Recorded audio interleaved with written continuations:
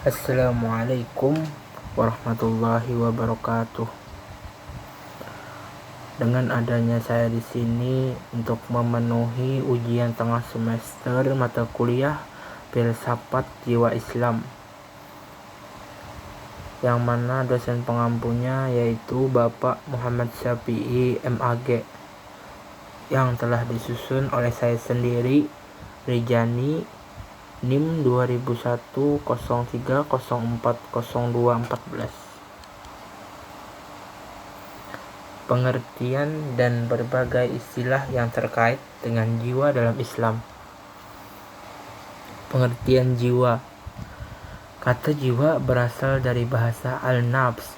Dalam kitab Lisan al-Arab, Ibnu Manjur menjelaskan bahwa kata nafs dalam bahasa Arab digunakan dalam dua pengertian, yakni nafs dalam pengertian nyawa dan nafs yang mengandung makna keseluruhan dari suatu dan hakikatnya, menunjukkan kepada diri sendiri.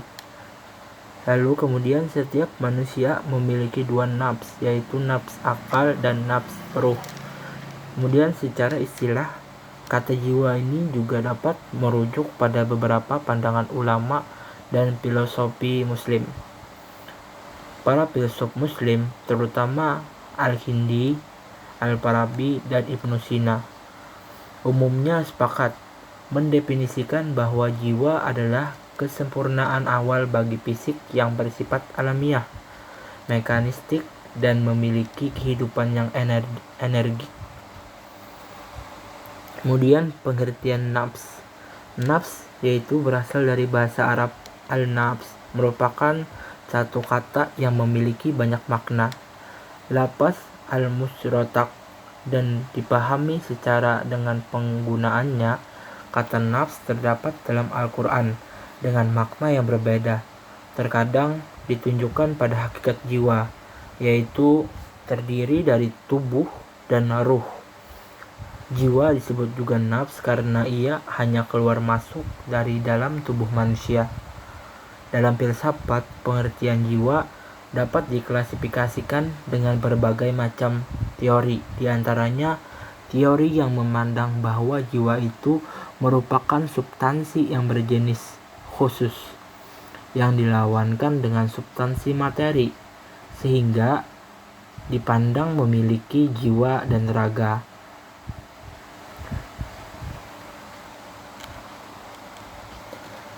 Pengertian ruh. Dalam kehidupan manusia tidak lepas dari hal yang penting, yang pastinya yang paling sentral dalam dirinya, yaitu ruh.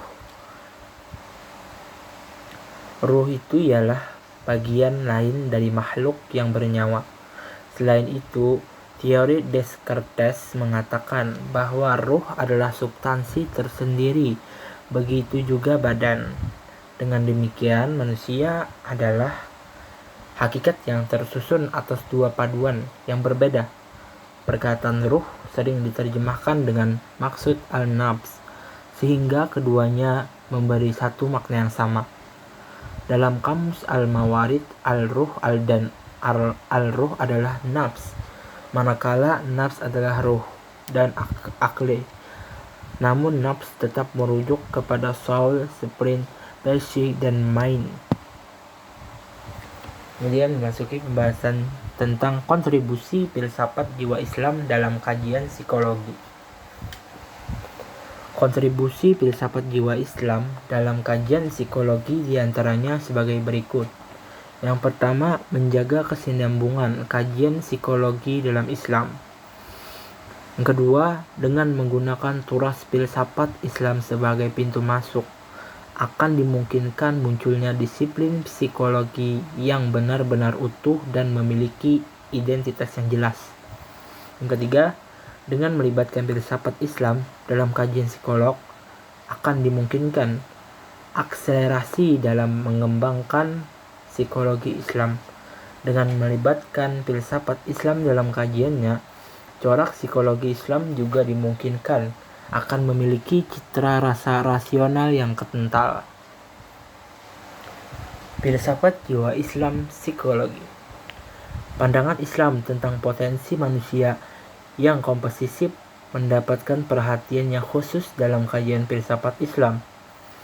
Persoalan kejiwaan dalam kajian filsafat Islam dibahas secara mendalam oleh para filsuf muslim, mulai aspek hulu hingga hilir, yakni mulai dari argumentasi, pandangan teoritis yang mendahului aspek praktis akan memungkinkan kesimpulan yang lebih utuh dan mendasar dalam mengambil alternatif pemecahan.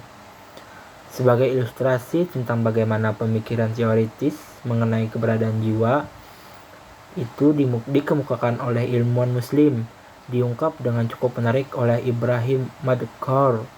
Menurutnya, tidak ada karya Arab yang berpengaruh hebat dalam pemikiran Latin sehebat kitab An-Nafs-nya Ibnu Sina.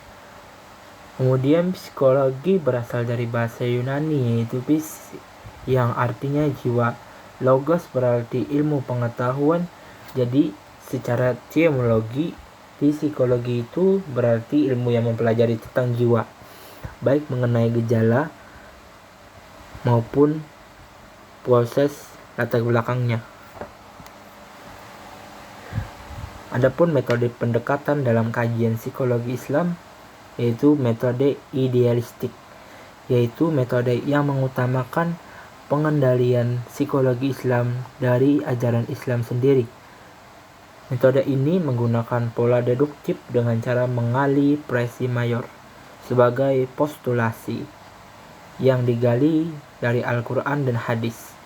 Metode ini meliputi 3 aspek pendekatan dalam mengembangkan psikologi Islam, yaitu yang pertama pendekatan spiritualis, yaitu pendekatan pengkajian ilmu psikologi Islam yang didasarkan atas teks Al-Quran ataupun hadis. Kemudian yang kedua, pendekatan falsafati adalah pendekatan pengajian psikologi Islam yang didasarkan atas prosedur berpikir spekulatif. Yang ketiga, pendekatan sufistik atau tasawufi, yaitu pendekatan pengkajian psikologi Islam yang didasarkan pada prosedur intuitif, ilham, dan cita-cita. Peran filsafat jiwa Islam dalam kajian psikolog. Filsafat Islam sebagaimana dipahami oleh para filsuf muslim klasik dimaknai sebagai pengetahuan tentang segala sesuatu. Hakikat segala sesuatu di sini termasuk juga jiwa. Psikologi juga pada awalnya dimaknai sebagai kajian tentang jiwa. Psikologi berperan untuk merumuskan hakikat jiwa yang berproses. Penggaliannya didasarkan atas pendekatan spekulatif. Melalui filsafat Islam, kita dapat mengetahui dan memahami pencapaian yang luar biasa oleh generasi muslim masa lampau. Filsafat Islam menjadi pintu masuk bagi yang mereka hendak memahami wacana dan perdebatan tentang kejiwaan dalam Islam dan memanfaatkan kekayaan khasanah kajian tersebut dalam upaya pengembangan psikologi. Ruang lingkup filsafat jiwa Islam dalam kajian psikolog. Ruang lingkup filsafat mencakup hal berikut ini, yang mana yang pertama itu ontologi, ilmu yang meliputi apa hakikat ilmu, apa hakikat kebenaran, dan kenyataan inheren dengan pengetahuan ilmiah. Kemudian epistemologi, ilmu meliputi sumber, sarana, dan tata cara menggunakan sarana tersebut untuk mencapai pengetahuan. Secara mendasar, ada 2 macam objek dalam setiap ilmu, yaitu objek material dan objek formal. Objek material ini ialah merupakan hal yang dijadikan sasaran penyelidik seperti tubuh hewan. Kemudian objek material, ilmu kedokteran, objek material filsafat dapat diartikan adalah segala yang ada. Kemudian filsafat jiwa Al-Kindi. Memasuki biografi Al-Kindi. Al-Kindi dikenal sebagai filsuf muslim keturunan Arab pertama. Namanya adalah Abu Yusuf Yakub ibni Ishaq ibni Al-Sabbah ibni Imran ibni Muhammad ibni Al-Ash'ash ibni Qais Al-Kindi. Beliau lahir di Kupah pada abad 9 Masehi, yaitu sekitaran tahun 801 Masehi, dan wafat pada tahun 873 Masehi. Pendidikan Al-Kindi dimulai dari lingkungan keluarga. Yang pertama kali diberikan padanya adalah membaca Al-Quran, menulis dan berhitung. Pada masa kecilnya, Al-Kindi sempat merasakan masa pemerintahan Khalifah Al-Rashid yang terkenal sangat memperhatikan dan mendorong perkembangan ilmu pengetahuan. Pemikiran filsafat Al-Kindi. Menurut Al-Kindi, filsafat adalah batas pengetahuan mengetahui hakikat suatu sejarah, batas kemampuan manusia. Tujuannya untuk mengetahui kebenaran, dan dalam praktek adalah mengamalkan kebenaran kebajikan. Filsafat yang paling luhur dan mulia adalah filsafat pertama, yaitu Tuhan, yang merupakan sebab ilallah bagi setiap kebenaran, realitis bisa disebut.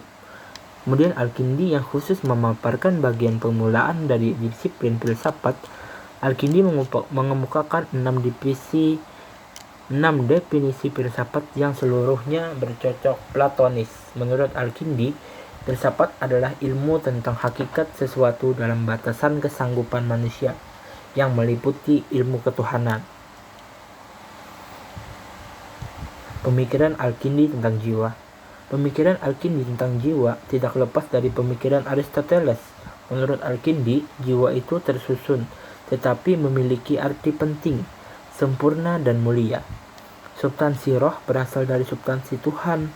Hubungan roh dengan Tuhan sama dengan hubungannya cahaya dengan matahari. Kemudian keterkaitan sebuah pemikiran Al-Kindi tentang jiwa dengan ilmuwan barat. Al-Kindi dalam pemikiran jiwa mempunyai kesamaan dengan pendapat Plato. Plato mengatakan jiwa itu berasal alam ideal, dan karenanya ia merupakan jauhar rohani yang berada dengan jisim, yaitu bisa disebutkan dengan badan. Jiwa itu sendiri merupakan salah satu pembahasan yang berkaitan dengan ilmu jiwa yang lebih dikenal dengan istilah psikologi. Psikologi itu kan berasal dari bahasa Yunani, artinya jiwa, dan logos artinya pengetahuan.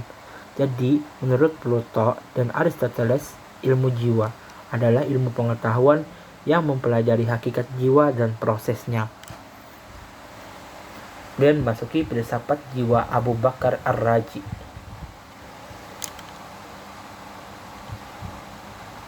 Biografi beliau yaitu Abu Bakar Muhammad ibnu Zakaria Ar-Razi, yang selanjutnya akan disebut sebagai Al-Razi saja. Beliau lahir di Rai, suatu kota di dekat Teheran, pada tahun 863 Masehi hingga atau juga bisa disebut dengan 251 Hijriah, dan beliau wafat pada tahun 925 Masehi atau bisa disebut dengan 313 Hijriah. Ia pernah menjadi direktur rumah sakit Rai dan kemudian direktur rumah sakit Baghdad. Ia terkenal di barat dengan nama Rajas dari buku-bukunya tentang ilmu kedokteran. Beliau terkenal di barat karena pemikirannya di bidang kedokteran. Namun yang tak kalah pentingnya juga bahwa pemikirannya dalam dunia Islam membuat namanya terkenal sebagai pemikiran bebas, sebab pemikirannya terkait agama dan filsafat sangatlah berbeda dibandingkan dengan filsuf lainnya. Pemikiran Ar-Razi mengenai jiwa. Menurutnya, dengan akal kita dapat memperoleh manfaat yang sebanyak-banyaknya. Akal dapat diartikan adalah karunia terbaik Tuhan kepada kita. Dengan akal, kita melihat segala yang berguna bagi yang membuat hidup kita baik. Dengan akal, kita dapat mengetahui segenap yang jauh yang tersembunyi dari kita. Dengan akal, kita dapat memperoleh pengetahuan tentang Tuhan. Kemudian konsep filsafat Ar-Razi yaitu filsafat moralnya filsafat metafisikanya, dan filsafat kenabiannya. Pengaruh pemikiran Ar-Razi. Keterlibatan Al-Razi dalam filsafat telah banyak mengilhami para pemikir lain, termasuk filsuf yang sejaman dengan beliau. Keistimewaan filsafat Ar-Razi dibanding filsuf lain sebenarnya terletak pada penekanan aspek rasionalitas, terutama doktrinnya, dan bombastis tentang 5 kekekalan, yaitu Tuhan, ruh universal, materi pertama, ruang mutlak. Kelima ini merupakan landasan ajaran filsafat Ar-Razi. Kemudian Ar-Razi mempunyai karya, yaitu buku-bukunya sudah sangat banyak terkenal di kalangan para filsuf. Bahkan Ar-Razi mempersiapkan sebuah katalog kemudian diproduksi oleh Ibnu Nadim. Adapun buku yang ditulis mencakupi ilmu kedokteran, ilmu fisika, logika, matematika, dan astronomi.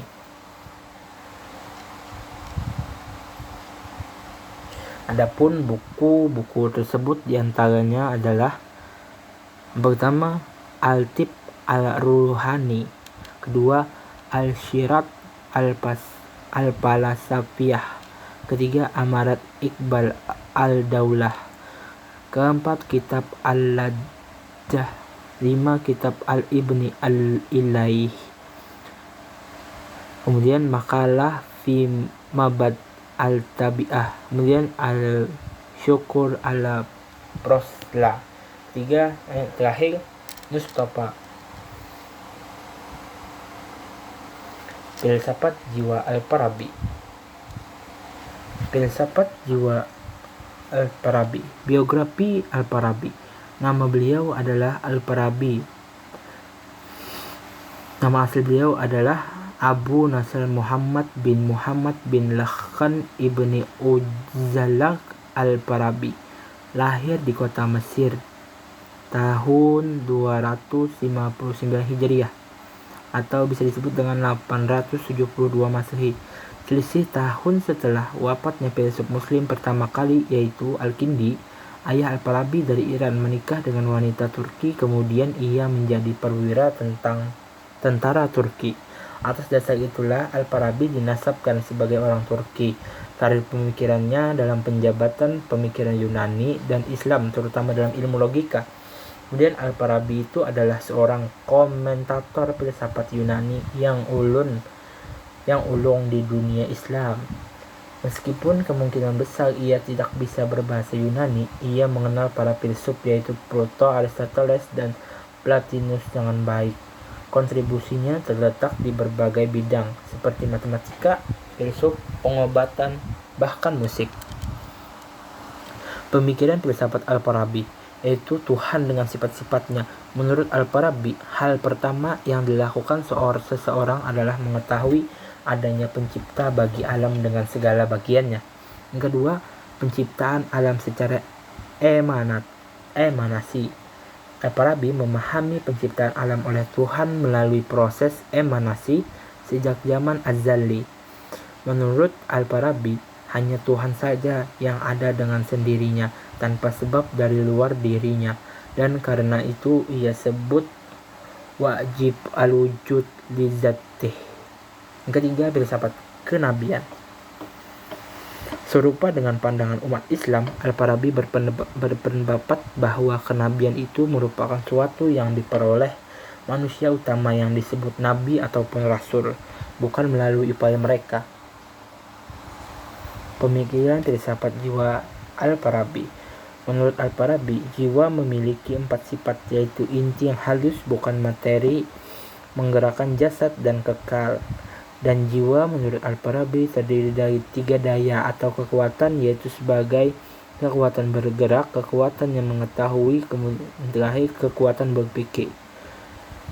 Jiwa manusia sebagaimana hal materi asal memakar dari akal 10, kesatuan antara jiwa dan jasad merupakan kesatuan secara akindet.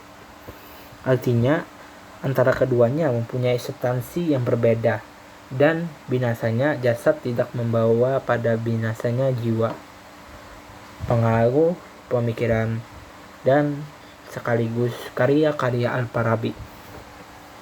Al-Farabi merupakan filsuf muslim yang banyak meninggalkan karya penting dalam bidang yang digulitinya. Bahkan menurut Osman Bakar, karya Al-Farabi tersebar di setiap cabang ilmu pengetahuan yang dikenal di dunia pada abad pertengahan, dengan pengecualian khusus pada ilmu kedokteran. Di antara karya Al-Farabi sebagai berikut: Makalah fi Agrad Al-Hakim kulli makalah min Al-Kitab Al-Mansub bi Ahlil Huruf, Risalah bi Isbat Al-Mufarraqat, Syah Risalah Zainun Al-Kabir Al-Yunani, Risalah bi Masail Mutafarriqah Al-Taliqat, Al-Jam'u baina Ra'iyai Al-Hakimain Aflatun wa Aristu, Risalah fima yazibu marifatuhu qabla ta'allum al-falsafah, Risalah Tahsil Al-Sajjadah, Kitab Al-Hal Al-Madinah Al-Fadilah, Kitab Al-Siyasat Al-Madinah, Kitab Al-Musika Al-Kabir, Isham Al-Ulum, Uyun Al-Masail, Al-Tanbih fi Sabi As-Saddah, Fusus Al-Hikam, Makalah fi Ma'ani Al-Akal, Tajri, Risalah Al-Dawawa Al-Kabiyah Al-Mansubah li Arstu, Al-Nuqat bima yashihu wa ma iya yasihu min ahkam Al-Nujum, Risalah fi Jawab Masail Su'ilai Anha, Talqis Nawamis Aflatun. Sementara karya yang secara khusus berbicara tentang logika, yaitu yang bisa disebut dengan mantik, adalah Al-Ta'tiyah fi Al-Mantik dan Khamsah Fusul Tashtamilu ala jami' ma yadtaru ila ma'rifatihi min ada al-syura fi sina al-mantik.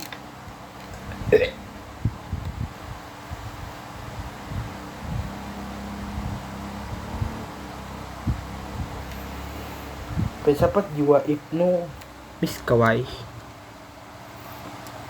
Biografi Ibnu Miskawayh.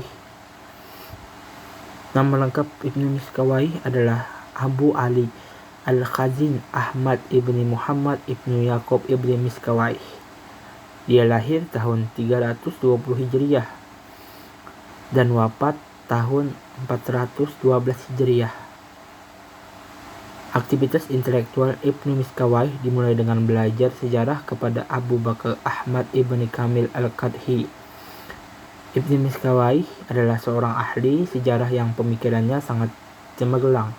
Beliaulah ilmuwan Islam yang paling terkenal yang pertama kali menulis filsafat akhlak. Beliau juga sangat memahami model administrasi dan strategi perang. Oleh karena itu, dalam sejarah beliau tercatat sebagai Sekretaris Amirul Umara Adhud Daulah dari Daulat Buwayhi di Baghdad. Pemikiran Ibnu Miskawayh tentang pendidikan. Ibnu Miskawayh membangun konsep pendidikan yang bertumpu pada pendidikan akhlak. Menurut Ibnu Miskawayh, akhlak adalah suatu keadaan jiwa. Keadaan ini menyebabkan jiwa bertindak tanpa dipikir atau dipertimbangkan secara mendalam. Ibnu Miskawayh membagi asal keadaan jiwa ini menjadi dua jenis. Yang pertama alamiah dan bertolak dari watak. Yang kedua tercipta melalui kebiasaan ataupun dengan latihan. Karya Ibnu Miskawayh bukan hanya dikenal sebagai seorang yang pemikir, tetapi juga dikenal sebagai penulis yang produktif. Ia telah menghasilkan banyak karya tulis, tapi hanya sebagian kecil yang masih ada. Pemikiran Ibnu Miskawayh tentang ketuhanan. Tuhan menurut Ibnu Miskawayh adalah zat yang tidak berjisim, azali dan pencipta.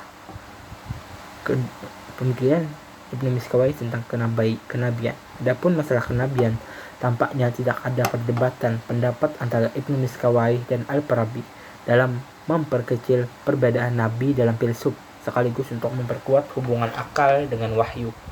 Kemudian moral. Menurut Ibnu Miskawayh, moral adalah akhlak, suatu sikap mental yang mengandung daya dorong untuk berbuat tanpa berpikir dan pertimbangan. Sikap mental ini juga terbagi dengan dua. Ada yang berasal dari watak dan ada pula yang berasal dari kebiasaan. Kemudian jiwa. Menurut Ibnu Miskawayh adalah substansi yang kekal, tidak hancur dengan kematian jasad. Begitu pemikiran jiwa dari Ibnu Miskawayh. Pemikiran jiwa Ibnu Miskawayh yang jelas. Jiwa menurut Ibnu Miskawayh adalah substansi yang tidak dapat diindra. Untuk memahami ini, ia selalu membedakan antara jiwa dengan materi. Dalam hal ini, beberapa materi dapat dibuktikan dengan panca indera, sedangkan jiwa tidak, karena bukan fisik dan bukan juga bagian dari fisik maupun kondisi fisik. Sebab itu, hakikatnya sesuatu lain, karena berbeda dari fisik, baik secara ciri-ciri maupun perilaku. Singkat kata, jiwa ini berasal dari substansi yang lebih tinggi. Jiwa menurut Ibnu Miskawayh dibagi menjadi 3 daya, yaitu jiwa rasional, jiwa binatang buas, jiwa binatang.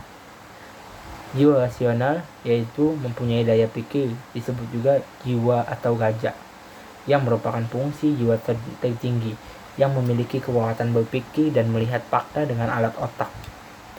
Jiwa binatang buas mempunyai daya marah, yaitu keberanian menghadapi risiko, ambisi terhadap kekuasaan, kedudukan, dan kehormatan menggunakan alat hati. Jiwa binatang dengan daya nafsu, yaitu daya hewani yang mendorong untuk memakan, minum, kelezatan, seksualitas, dan segala macam kenikmatan indrawi, dan alat yang digunakan adalah jantung. Beberapa karya tulis Ibnu Miskawayh, yaitu tentang keberhasilan besar, tentang keberhasilan kecil, tentang pengalaman bangsa-bangsa sejak awal sampai ke masa hidupnya, kumpulan anekdot, syair, peribahasa, dan kata-kata mutiara, tentang akhlak dan politik, syair-syair pilihan, kumpulan ungkapan bijak al-jami, tentang aturan hidup, pendidikan akhlak, risalah fi al-lazzat wa al-lam, fi jauhar al-nafs, al-wibah wa as-saliyah fi al-nafs wa al-qi. Kemudian jawab tentang 3 masalah. Risalah fi jawab fi Sauli Ali ibni Muhammad Abu Hayyan al-Sufi fi hakikat al-aqli. Kemudian kesucian jiwa. Filsafat jiwa Ibnu Sina. Ibnu Sina mempunyai nama Abu al-Ali Husain ibni Abdullah ibni al-Hasan ibni Ali ibnu Sina, atau di dunia barat dikenal dengan nama Avicenna. Ia lahir pada bulan Safar di desa Apsana pada tahun 370 sampai 428 Hijriah di sebuah desa dekat dengan Bukhara, kini termasuk wilayah Uzbekistan, pada masa sebuah dinasti Persia di Asia Tengah. Ibunya bernama Satrah yang berasal dari Bukhara. Ayahnya bernama Abdullah. Ia adalah seorang sarjana yang terhormati berasal dari Baghdad. Pada usianya sangat muda, yaitu 10 tahun, ia menghafal Al-Quran dan belajar filsafat, ilmu agama Islam, astronomi, matematika, fisika, metafisika, dan logika. Kemudian pada usia 16 tahun, ia menjadi seorang dokter dan mampu memecahkan masalah pengobatan melalui metode ekstrim. Pada usia baru 18 tahun, dengan daya ingat yang dimiliki, ia dapat menguasai sebagian besar isi buku-buku tersebut. Pada usianya yang 22 tahun, ayahnya wafat. Ibnu Sina meninggalkan Bukhara menuju Jurjan, kemudian ke Khawarizm. Akibat kekacauan politik, ia berpindah dari suatu daerah ke daerah yang lain. pemikiran filsafat Ibnu Sina, filsafat Emanis, Al-Fat, filsafat jiwa, Al-Nafs, filsafat kenabian, Al-Nubuwah, filsafat Al-Wujud. Karya Ibnu Sina. Karyanya meliputi logika, kedokteran, filsafat, matematika, astronomi, geometri, etika, politik, tafsir, kesusastraan, dan musik. Banyak juga ya karya Ibnu Sina ini. Yang pertama, Asy-Syifa, yaitu buku filsafat tentang logika, fisika, matematika, dan ketuhanan. An-Najat, buku yang merupakan ringkasan buku Asy-Syifa. Al-Isyarat wa Tanbiyat, buku ini adalah buku terakhir yang paling baik dan pernah diterbitkan di Leiden. Al-Hikmat Al-Masyiriyah, buku ini banyak dibicarakan orang karena memuat bagian logika. Al-Kanun atau Canon of Medical, menurut penyebutan orang-orang barat, buku ini pernah diterjemahkan dalam bahasa Latin dan pernah menjadi buku standar universitas di Eropa. Thank you, terima kasih. Itu saja penjelasan